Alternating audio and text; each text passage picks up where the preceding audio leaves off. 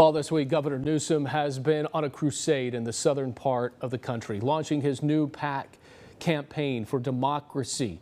He's poured $10 million of his own campaign money into the new PAC. Newsom paid a visit to Alabama, Arkansas, and Mississippi. You might remember Newsom enacted a law banning state funds to be used for travel to states with anti-LGBTQ policies. Newsom's office was asked if he used state funds to travel to these states, but they declined to comment. It also begs the question, is Newsom once again testing the presidential waters? So let's bring our panel back into the mix here. Ricardo Franco and Michael Termanuel Jr. Guys, here we go. What do you make of the PAC, first of all, and the governor's office silence on whether or not state funds are being used for this particular trip, of using state funds to travel against anti-LGBTQ states that are not like California? So this is interesting here because, again, Central Valley dealing with floods, other things happening, but he's on this PAC campaign. Well, Clearly, I don't care for Governor Newsom, and I don't care for anything he says when he's out in these red states, but it's smart. In order to get the nomination for the Democrat Party, he's got to get the delegates from those states. He's the only national figure traveling to those red states.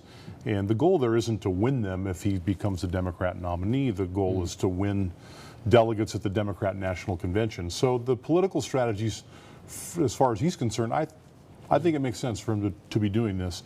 Now the ban, San Diego State University in the finals of the men's basketball championship, and their trip to Texas was not paid for by the CSU because of the travel ban.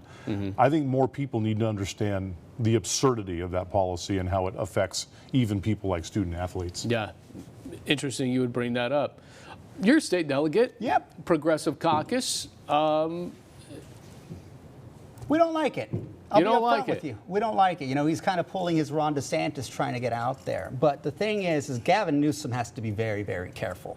If you can remember Kamala Harris, Democratic voters in the state of California really looked at her as somebody who was trying to do this more for herself in the White House than for actual Californians. And what happened in the last presidential election?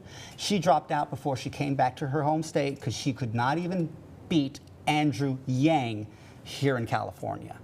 Bernie's the one who won California. Now, Biden still got the nomination due to other states, but do you really think Newsom has the same political clout and name recognition as Biden, who was vice president before that and multiple times presidential candidate? So Newsom has to be very, very careful that he does not lose the trust of California Democrats right over here. And one of the things that— Is that happening? Yes. And one of the things that even us progressives in the Assembly and Republicans can agree on is him not standing up to PG&E and their control of the PUC, which has recently killed rooftop solar, putting a lot of people out of jobs and not making any progress in trying to combat climate change. Those are the things that he should be focusing on right here, because there's a lot of Californians that are still looking at him to fix serious issues that we have here. I want to get to this now. I can't believe I'm in such agreement with the Progressive Caucus. What's this world? What is this world coming to? Easter miracle, right? Yeah, Easter miracle. Something has risen again. I'm not sure what, but you know, there was this crazy situation happening. We all remember about the gas gouging bill that was passed last week. But there was one Democrat in the House or the State Assembly, I should say, that voted against it. And that was Jasmeet Bains of Bakersfield, of Kern County. And then all of a sudden, she was stripped of her committee seat on business and professions. And then, and we have the tweet up right now, Newsom's chief of staff, Dana Williamson, replied to a tweet from Bains. Bains tweeting, "Stand alone if you must, but always stand for the truth." Williamson then replied again, chief of staff of Newsom, "Alone and confused you shall likely remain." What is this, some kind of retaliation? What? Of course it is. This is one of the most authoritarian governors in the history of the United States, and she should be representing Kern County. Oil and gas is their economy there. Yeah, and she did that. And she made the right vote. Yeah. To be punished for that, unnecessary. And I think when you're attacking the oil companies right and left and you're taxing them, then you're complaining about high prices, there's something wrong with that. You should be actually working with them and making them feel at home until you actually have a replacement for what they produce, which we don't have. We still need oil and gas. Yeah. Well, I'm going to disagree when you think California is that authoritarian when Tennessee Republicans just removed from office 2 of their own members. But what I will say is that it does reek of cronyism, and it is quite appalling.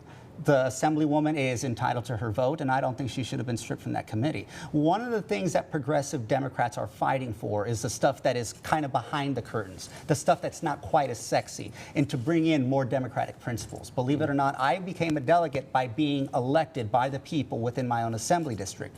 But a lot of those delegates are appointed by their elected officials. Even the party elections themselves don't have certain rules and allow certain things that would never fly in public elections. And so as progressives throughout the entire country, we want to fix the system. And when we can fix the system, then that's when we're going to get more fair and equal representation. But we're both agreeing that we support the assembly member. Yes. I would agree on that. It must be Easter. Ricardo Franco, Michael DeManuel Jr., appreciate the time. It was a Thank you pleasure. so much.